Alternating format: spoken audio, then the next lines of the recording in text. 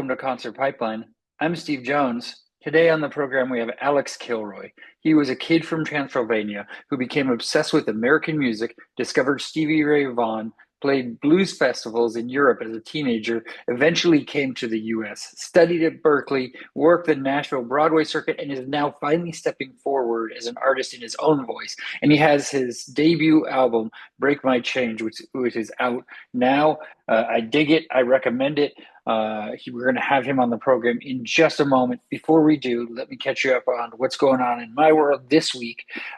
Kids are back to school. My daughter is a junior in high school. She is mere weeks away from getting her driver's license.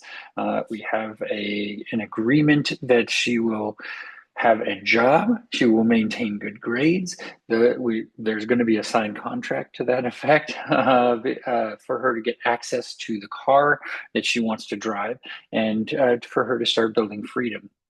We even had a discussion last night. Just sat and talked. Her inside her room, sitting on her floor, me on a chair right outside her bedroom door because there's barriers. I can't enter her personal space, and we talked about it. And she inquired why, if she has money, which she doesn't currently, but she probably can have access to money through family members and that sort of thing to get her by for a little bit. If she has access to money, then she can't drive the car. Nope. I said the agreement is that she must have a job, a consistent form of income to be able to pay for not only gas, but to contribute to insurance, to be able to save for maintenance on the car, to be able to take care of it. She told me, oh, mom's going to take care of the car for me. So we're kind of not exactly at the same point in the car discussion right now, but that's fine. My son, he entered the sixth grade, and we're starting off and kind of hard to know what happens there. But what I'm told by him is that he will not have much homework now. So he has entered the phase of not having homework unless he doesn't finish it during school. So last year, what was last year and previous year's practice of him coming home, taking a few minutes break, and then me working with him on his homework is now replaced by purely Roblox time. He's created his own YouTube account in which he screen records him playing Roblox or Minecraft, and then uploads the videos to YouTube. And the kid, I don't even get it because he can upload a video with no audio and somehow get more views than I do on my videos.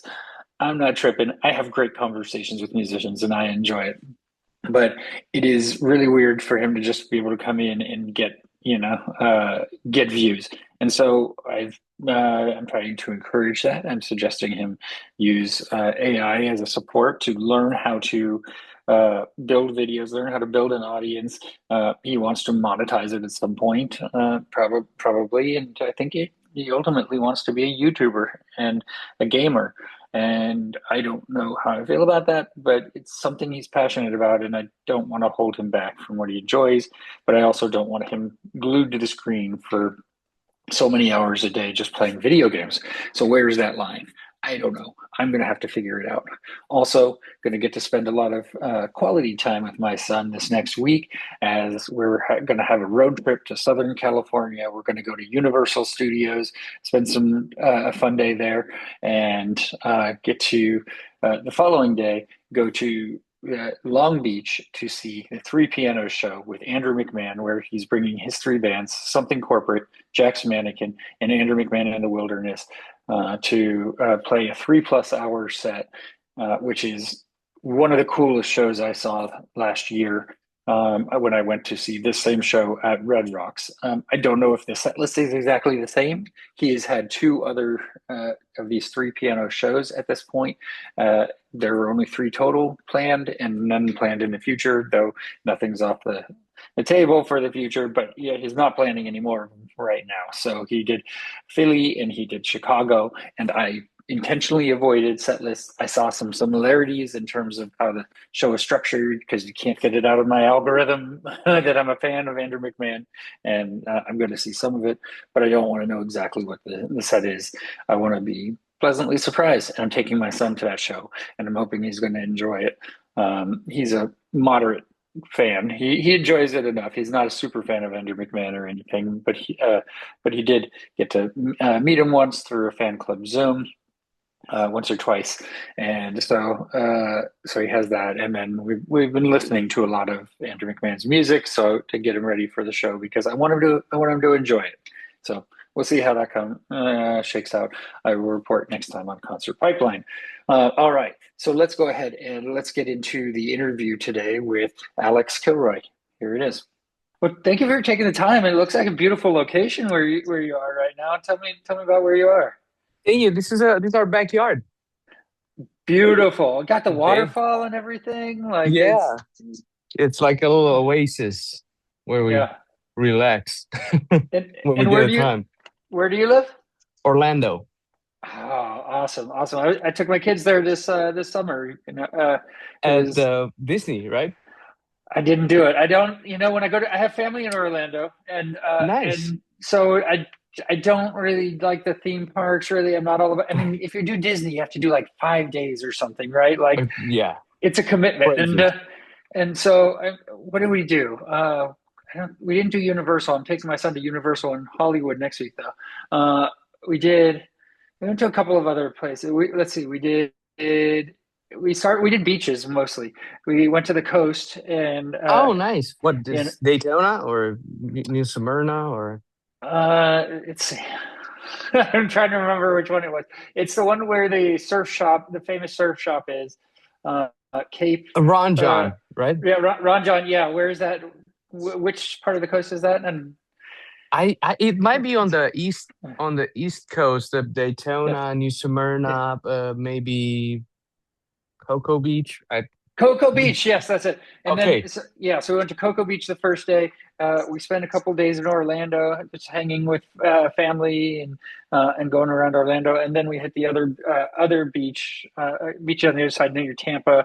Over there, we went to Siesta Beach and one of the other beaches also. It was just really relaxing and great. So Yeah, Orlando is great because we're just 45 minutes away from the ocean. So yeah, it's like, not too bad at all. no. For sure. So. Um, yeah, well, thanks for taking the time. I'm going to Thank you, Steve. dive into your music today and hear your story. I mean, I want to start kind of with you as a kid. I mean, what music were you listening to as a kid? What was on in your house? I know your dad was a guitarist also. Yes, yes. So my father listened to a lot of, I remember the first trips we took, he was very Americanized for a Romanian, right? He had a cowboy hat, a Jeep Grand Cherokee, and we're listening to Alan Jackson and Vince Gill and Dwight Yoakam and stuff like that. That's what I grew up with, even before I could talk in the car. That's what I was playing. Yeah, So a lot of country music, and then absolutely. yeah, and then I did a bunch of classical music. My father realized that I had my parents realized I had a musical talent when I was a toddler because he was tuning his guitar and I was able to match the string. Say, oh, I think he has a ear, So like you can hear the tones. So let's explore that. And then I started singing Romanian folklore. My father was a manager for a pretty famous Romanian folklore artist. So I was singing his songs, and so my father put me on stage with this artist at like I don't know 2, 3 years old. As soon as I could sing a verse, they put me on stage, and I sang this little verse, and people went crazy. So that You, kind of got me like I love this. you were bit by being on stage at a very young age. Yes, I got the bug very young. Yeah. And so being from, Transylvania, Romania, somehow you ended up as becoming a blues rock guitarist in America. And that's not the normal path to blues, I think, right? So Yeah. when would you say you first realized this is the music I want to spend my life playing? So I was doing classical piano at the time. And I was just introduced to bass guitar. My father got a bass for me, and we had a kind of like a house rule. You need to listen to 10 songs a day that you don't know on MTV or VH1, and you need to find the roots. Just play with the TV and find the roots. So that was like my ear training, and I was also playing it on a bass. So it was like my introduction to stringed instruments. So at some point when I was 12, around 12 years old, he bought a car from Michigan and shipped it over to Romania. And that car had DVDs in it. Like it had a DVD player, which was very modern, very avant-garde at that time. So I was so excited to see a little TV in the car. Let's see how it works. So when I hit play, it was Stevie Ray Vaughan at live at Montreux. That's what was left by the owner in the car. And when I saw that, that blew my mind. I'm like, changed my world. I'm like, what is this guy doing with the guitar? How does he make it sound like that? And he was having so much fun. And it was like, I felt that feeling, like that he had so much joy and happy and just passion. Because when I was playing piano, I didn't have any passion for music. I was ready to quit music. So when I discovered Stevie Ray Vaughan, it was a new life. And I told my dad, I took the DVD and I said, I don't know what this guy's doing. I want to learn to do whatever he's doing. So I said, Dad, can I use your old guitar? We had a guitar in the house called Aria Pro 2. I don't know if it's a German guitar or English, but it was a very metal looking, those metals, humbuckers. So it's like, yeah, you can have that. I'm like, well, Stevie has a Strat. So my dad went ahead and bought me a Strat. And he's like, okay, now I told him I'm done with the piano and I'd like to move to to study guitar. But it's like before I let you do that switch, you got to prove to me that you're dedicated and you can play guitar. Because you just like I'm not just gonna let like you all this 6 years of classical piano go to waste. So that summer we made a deal. If you can learn three Stevie Ray Vaughan songs by the end of the summer, you can switch your profile in school. So that's what I did. I did 12 hours practice a day. I learned Lenny, Skull Button, and Pride and Joy. That was my objective. And then after 3 months, I got it. So my dad was like, okay, I guess now we're going to switch you in school from the piano to classical guitar. And also, I think you need a band. So we put the band together. I When was, you were 14. yeah, Okay. yes. And my best friend at the time, he was a soccer player. We were just playing soccer in the neighborhood. He was throwing pebbles at my window, Michael. And he's like, hey man, can Alex come outside and play? He's like, no. But if you want to hang with Alex, come upstairs real quick. He comes with his soccer ball and he's like, set that down for a second. Have you ever seen a bass? My dad asked. Like, no. He's like, okay, here's a bass, get familiar with it. And it's like, okay, it's like you press the notes and then, we started in tabs like dot, space, right? Like that. And he started learning the Tommy Shannon parts. I was learning the Stevie Ray Vaughan parts. And before you know it, we could play like 7, 8 songs together. And he just picked it up like that. Super talented. Nobody in his family played music. Like incredible. This is what he does professionally now. He's a bass player. He changed his life. So we both like practiced so much, and then we found a drummer. He was Flavius. He was only 9 years old, and he was a prodigy. And we put that together, and we put together a Stevie Ray Vaughan tribute band, and that's how we started the blues thing. And I started going on tour in Europe and in Romania. Our first show was a big blues festival, very famous. It's not around anymore. It was Sighișoara Blues Festival. It's called. And the promoter had a rule. He wanted most of the bands to be, I mean, all the bands to be American. That was the rule. Yes. So as a Romanian, you couldn't really get into play. So my father, I don't know what he did, but he got us to open for Lucky Peterson when I was 14. So by doing that, a lot of people in the industry, seen us and got a lot of cards and phone numbers, and we started opening up for this incredible Romanian blues artist. His name is A.G. Feinberger. He lived in America. In Romania, A.G. is the blues authority because as a Romanian, he moved to Las Vegas. He toured with B.B. King, I believe. He met him, so he got anointed by the by the blues masters and brought it back to Romania. Now he was very famous in Romania. He had his own TV show and everything. So he got us to open for him. And that was incredible because that's how we got started. So that was 14. And that was a European tour, right? Yes. Yeah. And that we did some shows, some blues festivals in Bulgaria, which was just south of Romania. And then we had a couple of them in France, in Italy. And it was incredible. It was a good time for 14, 15-year-olds to go on a tour. That was a lot of fun. Oh, I can't even imagine. It's huge. There was no drugs or alcohol, just a bunch of candy. Oh, I mean, one might say that the candy's a drug, but It is. It is. but not the hard stuff. So that's good. Yeah. So what were some of the craziest things that happened to you on on that tour? What was that experience like in those early shows as you're kind of, you Oh, know? it was just fun to see new places. I remember we went to a ranch in Italy, and they were so welcoming. Like we stayed at this incredible ranch. I for the first time I saw how they make salami, that Italian salami, and we got a tour of the farm, and every night was a tasting of this, and there was. I'm like, I kind of like this thing on the tour, like play music, and then we get all this treatment. It's really nice, and just the fact that we got to see so much of Europe was incredible. Oh, and also we played at a jazz institute in the south of France, and I remember how proud and happy I was because I asked who was the last artist who played here, and he said Marcus Miller. I'm like, we're hitting the big stages, guys. Oh yeah, yeah. You're making it now, right? Yeah, So that's that was fun. that's awesome. And so kind of let's talk about the decision to come to America. When did that go from being like a fantasy to the actual plan? Well, the thing I had the American dream even before I was playing guitar. When I was 6 years old, my mom told me. I told her that one night before bed, it's like, I feel like I'm just visiting Romania. I need to make it back home to America. That's where my heart is. That's where I want to be.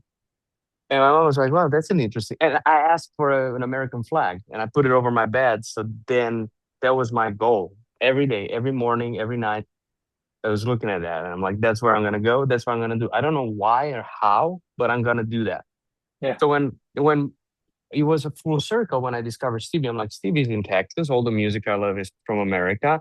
And also there was this thing of in Romania, there's incredible musicians, but there was this kind of stigma. It's like, yeah, but if you want to play I mean, like you'll never get the blues feel if you're not in America. And I'm like, then I gotta go play with the best in the world and get anointed, get that oil, get that feeling. So so that was I'm like, definitely I'm gonna go to America. Now, when I graduated high school, I told my parents, okay, it's time. I'm gonna pack my guitar and go. It's like, wait a second, you need a visa. It's a whole process. You cannot just like jump on a bus. It's a big thing. So I'm like, so what do I need to do? It's like, go to college. We're not allowing you to leave this house, young man, if you're not going to college. I'm like, okay. So I'm like, where did John Mayer was a big inspiration for me. I was covering a bunch of his songs, watching all the videos. He's a young kid playing blues and killing it. And where did he go to school? Berkeley College of Music. Berkeley. Yeah. Yeah. So I'm like, okay. I went online, Berkeley courses, and I found the summer 5 week program and the guitar, what they call a guitar clinic or something like that. So I'm like, okay, I'm gonna apply for this. It would cost me quite a bit, and I realized I pushed it back. I wanted to go at 18, but I had to wait a little bit because I had to raise some money for that. So I started doing wedding gigs, a lot of them, to save money for the Berkeley thing. So I did. And then I paid for the Berkeley summer camp and a plane ticket. But Mhm. also, I had to go get the visa. And it was great because now I walked in and they're like, what are you going to do in America? I'm going to Berkeley. Here's my papers. Okay, go.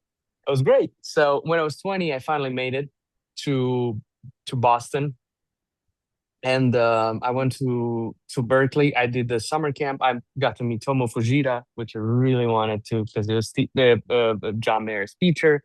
We got to talk. I got to play for him. It was great. And then they said, "Look, you're scoring pretty good. Like, would you want to be a student?" I'm like, "That's my dream." It's like, okay, we're opening admissions next week.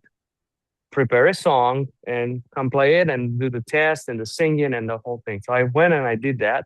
I did admission, and then a couple months later, I get a letter saying that you've been accepted to Berkeley, and I got a scholarship. It was a half ride. So now the half ride, I was a little bit disappointed because I'm like, I'm so close. I gotta go somehow. But in Europe, college is not that expensive, so my parents were not ready to pay a house or Yeah, right.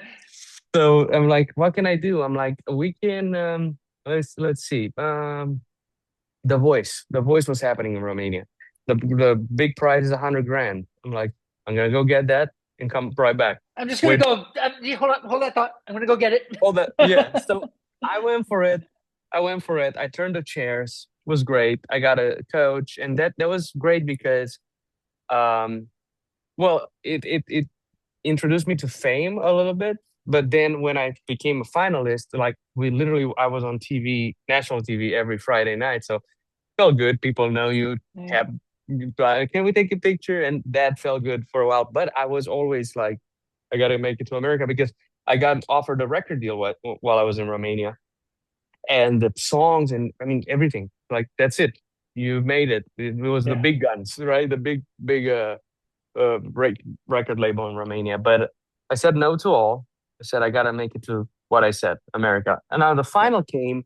It was just between me and another girl, and I lost that night. So the loser doesn't get anything. No notoriety, and that's about it. Yeah. Yeah. So she got the money, and she went to school in London at a very prestigious classical or Broadway kind of musical school. So, and it's a very blues story, isn't it? So I'm like, Oh, now of course. Now you have something to sing about, right? So, now I got the blues. yeah. But my teacher, my guitar teacher at Berkeley, his name is Jeffrey Lockhart. So I called Jeffrey and I said, Jeff, I tried, but I'm not gonna make Berkeley because I didn't get the funds. Oh, but before I called, what happened? A very cool thing that happened was that a bunch of Romanian singers and actors and TV personalities, they saw that was my story at The Voice. It's like, some people sing for different reasons. My reason was to go to Berkeley.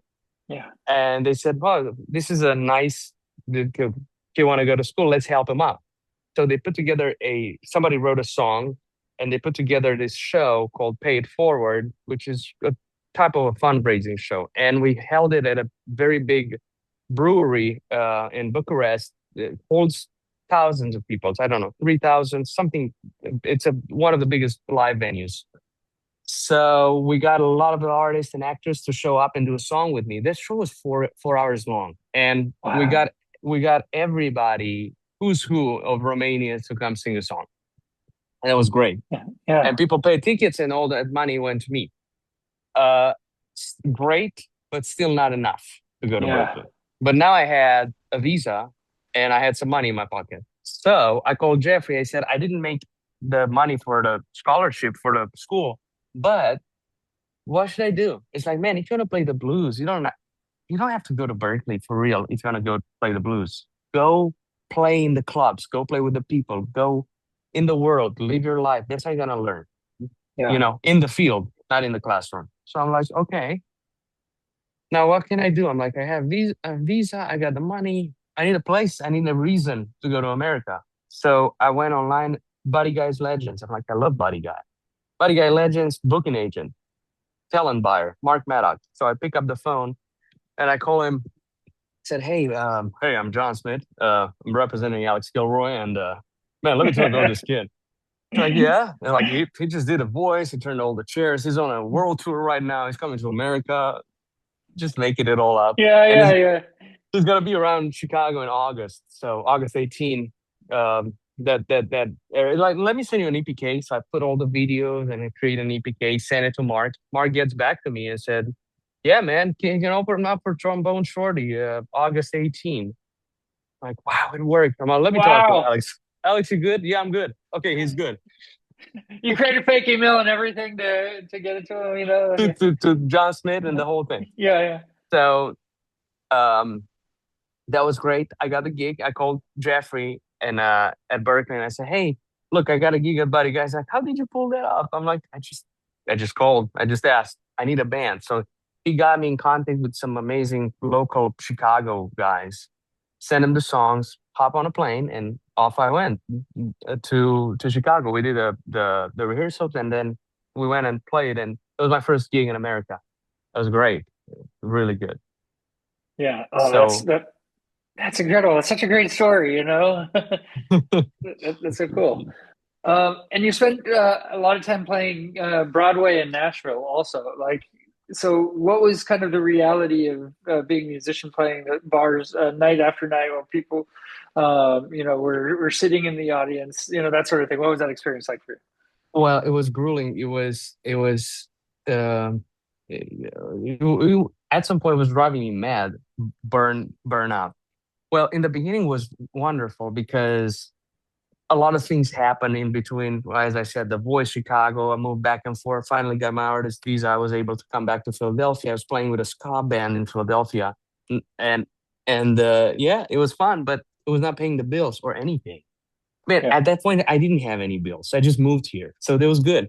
But and I had a great family that was supporting me, Romanians that moved here to America many years ago. So incredible people. They hosted me in Philadelphia until I can get my feet wet, get my driver's license, so on. So get established. I got established. Now I said, okay, I got to move to Nashville. I'm like, I got to make something because, people are like, well, if music doesn't work, you can go work here or there. I have a friend that has a job. I'm like, I got to stick with music because that's my life. So I Yeah. moved to Nashville. In the beginning, Broadway was great because uh, I just moved there and I went back and forth. Broadway is where it was everybody told me if you want to make money, you go to Broadway. So, going to every bar and asking the band to sit in with them, sat in with some people, and that's kind of when I changed my name from my last Romanian name is Mushat. So Mhm. Kilroy was always the thing. I'm jumping from one to another, but Kilroy was here. I love history. It was in a video game. I saw it. I was writing Kilroy's on all my notebooks and my guitar, and I really loved the sonority of it. So when people could not get my Romanian name in Nashville, I said, "Never mind, Alex Kilroy." Oh, Kilroy. And I'm like, that sticks. Cuts through the noise, makes sense. Let's keep it. So yeah, I started playing on Broadway with different bands, and it was great. But the way Nashville works, it's 4 hour gigs and no Mhm. break, right? No break. And That's a sometimes I long would time. get, it's a long time. Sometimes I do 2 shows a day or three. That's 12 hours or 8 hours Wow. That's straight. nutty. That's nutty. Yeah. It is. But you also get the 10,000 hours done. And You I get there was making, quicker. yeah, you get there very quick. But it's also like their love for music just fades. I mean, it doesn't fade, but it just gets so repetitive because you just. It's very interesting. Sometimes I wonder of the psychology of human beings. It's like they all want to hear the same 40 songs or 50 songs, or maybe they're 100, but it's the same song. So you would finish playing this gig and just played Sweet Home Alabama, Man, I Feel Like a Woman, Freebird.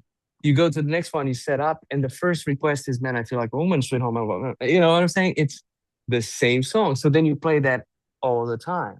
And you feel like you're getting jaded. You feel like, but that's where you meet. I was lucky enough. Then I made my own band and I met some incredible musicians, and then we would challenge each other. Can we learn this song by next week? And it would be a Boston song, or like something crazy out of the Bohemian Rhapsody. Can we do it? Let's try it. Yeah. So nobody would ask. We would just lie to the people. But like, we got a request for Bohemian Rhapsody, but just so we can play it to see if we got it done. So that's kind of how it went. But it's not an easy job really Yeah. because it's very long hours. Yeah. Would you say that playing covers for people made you a better musician? If you play them right, it makes you a better musician. I think if you go and learn the solos, and sometimes I didn't learn the solos, and I got people telling me, like, "Hey, that's not how the song goes. Go home and learn it." And I'm happy that I met musicians that were very honest to me like that. And then by learning these solos and learning these covers, you make your toolbox bigger. You learn more. You have where to. I know this. I know this tone. I know this lick. I know this inversion. Because you just learn a lot. But if you just play them to make them, like wing it, then no. Yeah. No, that makes sense. Let's talk about Break My Chains. Yes, Your album. I mean, it's a great album. I dig it. thank And you. I wanted to kind of start with the name of the album. Like what chains were you trying to break from? Well, the great question. Well, Break My Chains, it's kind of like all this, like you say, covers, all these artists that I had a tribute band as a Stevie Ray Vaughan artist, and all this as I said, covers that I did and influences. I finally put them all in a pot and I cooked something that's Alex Kilroy. And it was time to break the chains and say, this is who I am. This is the result of all this information that came in. This is the output after you went through the Kilroy filter. So, yes. Yeah, yeah. And so you mentioned all these artists like Stevie Ray Vaughan and Buddy Guy, and I know you're a fan of Santana. I actually saw him this past weekend too. Wow. Which is cool. And so many artists. Like, at what point would you say that studying your heroes becomes kind of dangerous because you're sounding like too much like them? Like you talk about kind of putting them all in a pot and making it into yourself. Where do you find your voice in that? I guess is a better way. Well, definitely like my father when I was younger, he was the first one to like ring the bell, ring the alarm because it's like, okay, you're turning 16, you're going under 16. It's probably time to put the head down and find your tone and find your, because I was getting into too much Stevie Ray Vaughan. He's like, you don't want to live in his shadow. I mean, Stevie did it. What do you have to say? So it's like, look at Eric Clapton. I don't want to listen to any other guitar player. It's like, well, you'll have to at some point. You gotta grow up. Yeah, So I started listening to Eric Clapton. I like to say Carlos Santana, David Gilmour, Mark Knopfler. I can Vince Gill, of course, and listen to how they play and learn. And I'm like, okay, there's so much diversity out there. And then when later Eric Johnson, Eric Gales, Bonamassa, all that yeah, in the blues world, and I'm like, wow, look, there you can. Because I realized something very interesting. Stevie Ray Vaughan only used the first position pretty much of the pentatonic when I was thinking about it. The first, a little bit of the second, and then go back to the octave. And that was, he never played in the third and fourth and fifth. So I'm like, there's a lot of things that you can like come up with. So then I started learning all this theory. And then in songwriting, of course, where not everything needs to be a guitar solo, I discovered Sting. And he said so much with so little in not so little, but you know what I mean. A nice melody, words. I mean, the background, the music is a masterclass every time. But the storytelling and the songwriting element, where it doesn't need to be necessarily a long guitar solo to put your point across. So Sting is one of the artists that really I could say Stevie Ray Vaughan and Sting. Kind of that's where I'm combining these two. So yes, I feel like when you want to, you learn all this from everybody, and then you have to sit quietly with yourself and see truly. One of the person that really inspired me to write music, Rick Rubin. I read the Creative Art, the book, and I'm like, okay, let me see what do I like? What would I want to listen to? That's how this album came to be. What would I like to listen to, really? So something like this. So that's why in the past I was writing music. I didn't like to listen to it, but this is an album that I enjoyed even myself. So that's how it came to be. yeah. That's great. And so, were you consciously trying to avoid making traditional blues music with this album? No, no, I didn't like what I wanted to do is just let let the music flow and see where we go. Yeah, That was the idea. And I'm really happy that my management and my producer was okay with that, because I know the album is a bit eclectic. You have some blues in it, you have some funk in it, then you have All That Matters, that's almost like a adult contemporary jazzy thing, and then My Heart Is Yours could be country crossover. Then Kilroy's Ballad, Taylor's Ballad. Yeah, yeah, that's the beginning of the song. It's part of a Romanian violin composer, Ciprian Porumbescu, and that's a homage to my Romanian roots. And then I switched it up, and Hard to Let You Go came as I watched No Time to Die, and I said, could I write something in that James Bond feeling, So that's how Hard to Let You Go came to be. yeah. So it's just music that I hear, and like I didn't have a certain goal, just to like let the music flow. Right, right. And Midnight Rider also you covered on the album. And Yeah. yeah, and so that's a song that people, may have, a lot of strong opinions about. Like, is it intimidating to take that song that's iconic and say, okay, we're going to change this around a bit, you know? Well, it's we thought of it as my manager worked with a lot of great Southern rock bands. His name is Pat Armstrong, and he's a guy who discovered Leonard Skinner. He signed Molly Hatchet, Quiet Riot. He worked with 38 Special. He worked with the Allman Brothers. So, and since we're in Florida, I'm like the cradle of Southern rock. I'm like, we got to cover some of the greats, and that's a song that I had in my repertoire for years. And being with the band, we played it like the record. But I'm like, then what's the point? If we Yeah. play like the record, let them hear the record. Like Yeah, I what? know. It's like what happens because so the band that I met, they're called On One. They have a gospel background. They have an R&B background. I play in an African American church every Sunday. We so I learn a lot. That's a new new kind of music that I learned right before I did the album. And coming from that world, I'm like, what can we do with this song to put our flavor on it? And the drummer started playing this very Alicia Keys, like to pop groove, and I'm like, that's cool. We changed a couple of chords. We kept the core of the song. We just gave it a different groove.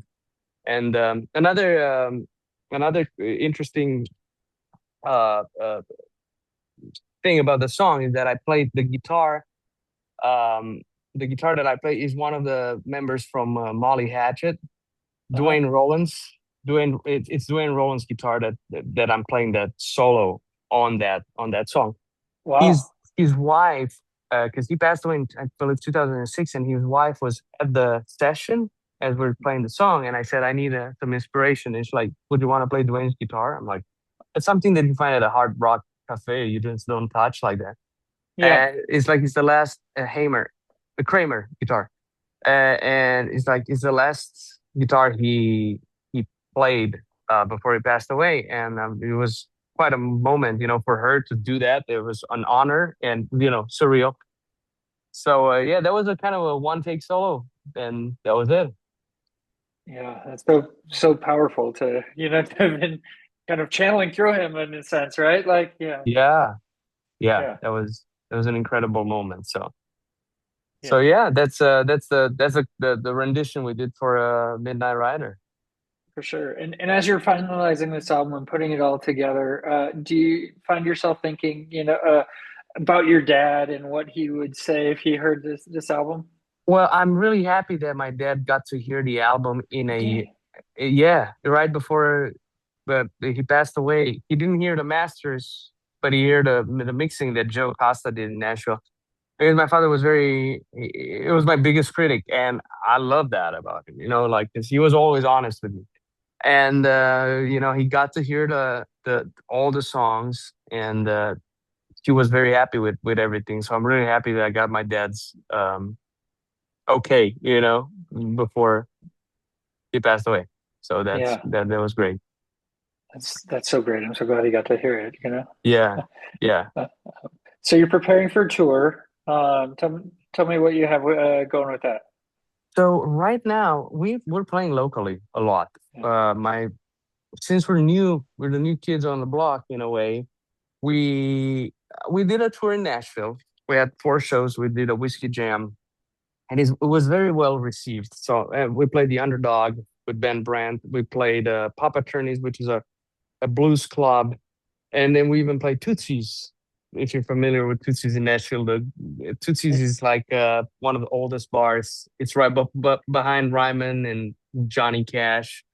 Willie Okay. Nelson used to just drink and play there. Like it's a cool spot. I'm really happy. Legendary. We're really happy we got to play that. So the Nashville tour was great. Very well received. I'm very happy about it. Now we're playing a lot locally. Even tonight, I'm playing downtown Orlando. So we're playing around the area. We have my parents-in-law open a club. It's called the Blue Goat. So we play there quite a bit. It's kind of a blues club, and it's very cool. So we got to play there, and we started creating a local following, and that's where we are. And while we're waiting, I mean, we're looking for that perfect agent that will take us on the road. Yeah, yeah. Yeah. That's And also, we're working on getting a new EP is coming. We're getting into the studio at the end of the month to record a new EP. so you have a So lot of songs written for that already, and you're yes, yeah. yes, it's gonna Wow. be like an EP, 5 songs, but yeah. Yeah, yeah. Well, that's So very cool. And Alex, so as we wind out, I want to ask you, like, what is your favorite concert that you've been to as a fan, and what's your favorite concert that you've performed as a musician? it's a good question. Gotta. Well, it's easy. I mean, with the concert, I've seen Sting in uh, in Nashville at the amphitheater. It was very, very good. It just everything was so everything was perfect. So that really inspired. I wish I could go to more concerts somehow. I miss them or I'm playing while they're happening. So, but that was an incredible concert. And what was what was my favorite concert that Yeah, that you've uh, performed part of. um There are many, but I remember my first, it's got to be my first concert I had in America at Buddy Guys Legends because I remember how nervous I was before and to see that it all worked out, I didn't know how am I going to be received? Am I going to be accepted? Are they going to like what I'm playing? There was a lot for me. And then, and then I played so many gigs since then. Every time I'm on stage, I love it. If you ask me tonight what was my favorite concert right after my show, it's probably gonna be the one It's tonight. gonna be this one. Like I just get in there and it's just amazing to share this love and passion and energy with the people.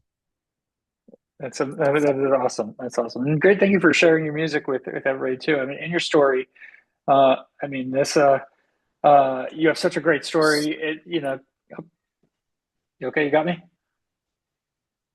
Yeah, sorry, Okay. I Okay. think somebody suddenly chimed in. Oh yeah, no worries. Okay, yeah, I was saying, yeah, thank you for sharing your music with everybody, and also your story because you have such an amazing story. Coming to not California to America, and your mission and path to here. It's so inspiring. So I want to thank you for for sharing that. Absolutely, thank you, Steve, so much for having me on your show. Yeah, for sure, for sure. Well, enjoy the show tonight, and yeah, and hopefully we'll be seeing you out here in California on the West Coast sometime. I would love to. I can't wait to meet you in person. I'll let you know when we're around. Oh, I look forward to it. Well, thanks, Alex. You have a good one. Okay. Thank you. You too. Take care. That was my interview with Alex Kilroy here on Concert Pipeline, and that takes us to the final segment on the program, the music news.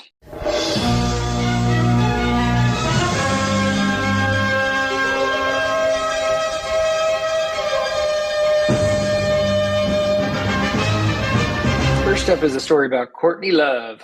She says her new solo album is done and really good as she shares how she almost died and lost all her hair in the hospital. She says, I want to tour more than anything and I want to sing. That's what keeps my soul and body happy. She's given an update on this new solo album. She's been building hype for her second ever solo album and long awaited follow up to 2004's America's Sweetheart. Now she's revealed the album is finally finished. In a video shared to Instagram, she told her fans, a lot of you are asking where my record's at. It's done. It's kind of been done. It's a really good record. I put a lot into it. And she discussed how an illness she suffered from in 2019, saying that her body just exploded and that she was frequently in hospitals. I almost died, she said. I lost all my hair. I was about 100 pounds, and they told me I was going to die. I didn't believe them. And so she concluded this video by referencing Hole's last album in 2010, Nobody's Daughter, calling it spectacularly humbling, adding, like playing a Pizza Hut park at 11 a.m. While Limp Bizkit was headlining with 30 Seconds to Mars. That shit's humbling. Um, and so she talks some more, but the long and short is Courtney Love has an album that's going to come out at some point. Slipknot have finally confirmed their rumored departure of Sid Wilson. After much speculation, the band said that they would no longer be associated with the turntablist in a new social media post. After nearly 30 years together, they've parted ways with him. Despite Wilson recently introducing himself as a current member, the metal band officially confirmed the news on this past Friday, following weeks of speculation about his status in the group. The statement remains posted on their official Instagram account for Knotfest, the festival created by the band in 2012. Effective immediately, Slipknot will no longer be associated with Sid Wilson. We wish him the best in his future endeavors. He was known as Number Zero and served as the keyboardist and turntablist, joining them in 1998, just before the Iowa founded group had their mainstream breakthrough with their self titled debut. They've had other recent departures in years. 2019, they announced they were parting ways with Chris Finn through his long time lawsuit against the band. He alleged that he had not been properly paid for over 20 years of recording with them. So they've lost a couple members. They also lost Craig Jones, who joined them in 1996. He left the band in 2023. They split with drummer Jay Weinberg over what they called a creative decision. And Sid also was engaged to Kelly Osbourne, Ozzy Osbourne's daughter.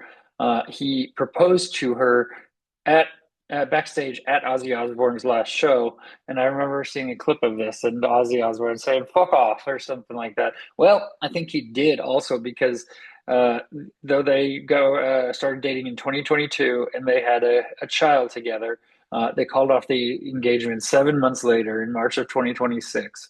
Um, so weird stuff in the Slipknot world.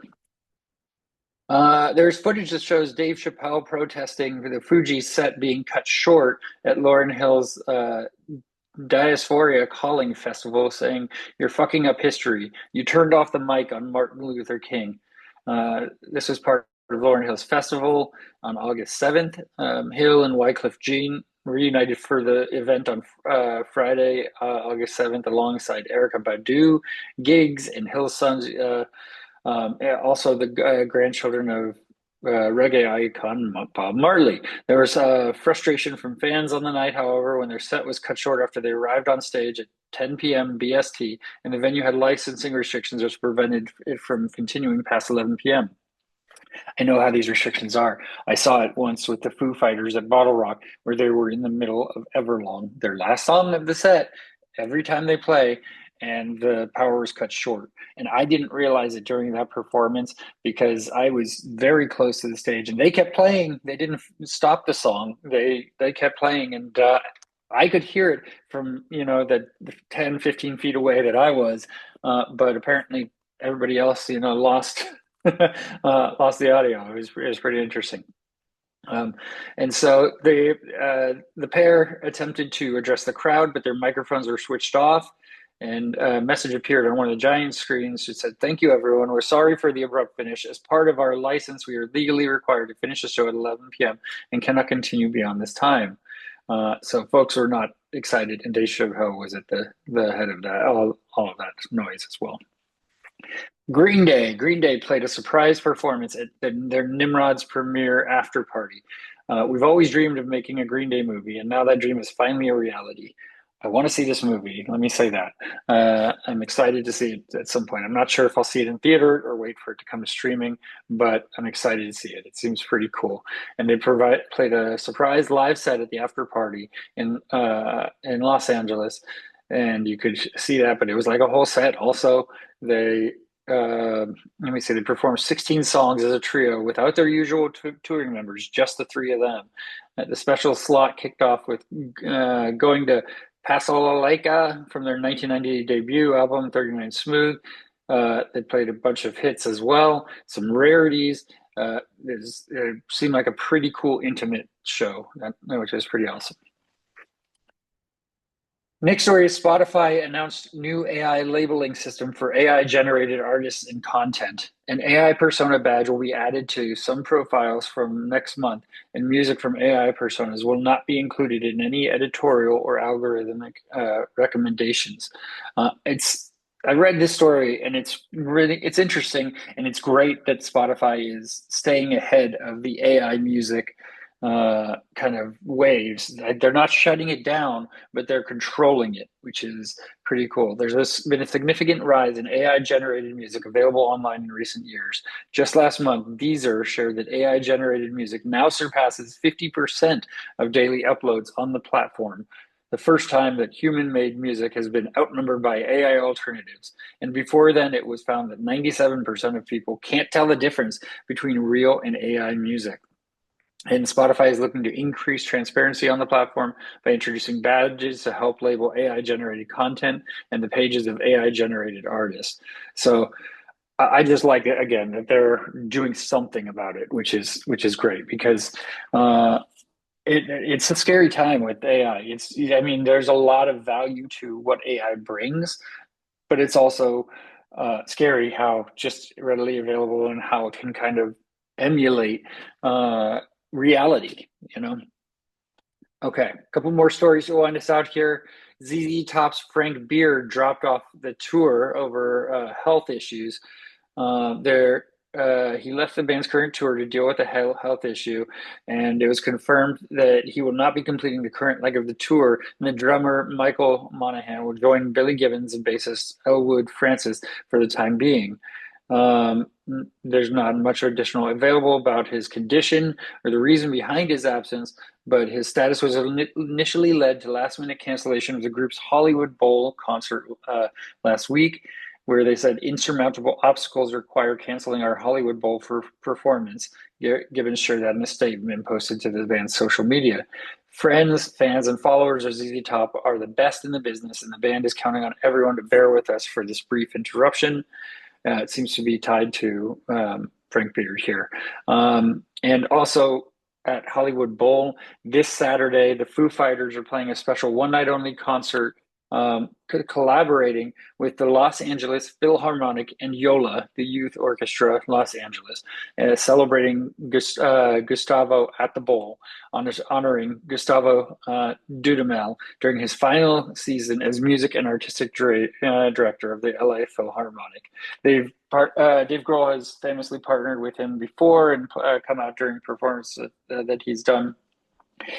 This would be an amazing show, and I am kind of annoyed that I will be so close in Long Beach and be missing the Foo Fighters Hollywood Bowl performance. I've never been to Hollywood Bowl, but that would be an epic show and to be able to see. It's going to be going on as at the same time as I'm at the Three Pianos Andrew McMahon show, and these are two of my favorite artists playing very close to each other.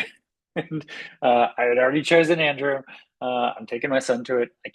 My son, I don't know that he would enjoy a Foo Fighters performance, so I'd have to kind of stay away from that if I'm bringing him anyway. And but I know to know it's happening. I'll just have to look up videos later on and see how it went down and live vicariously through those that were at the show. So that is our show for today. Thank you for tuning in. Not sure what we got in the next couple of weeks, but for all of us here at Concert Pipeline, I'm Steve Jones. We'll catch you next time.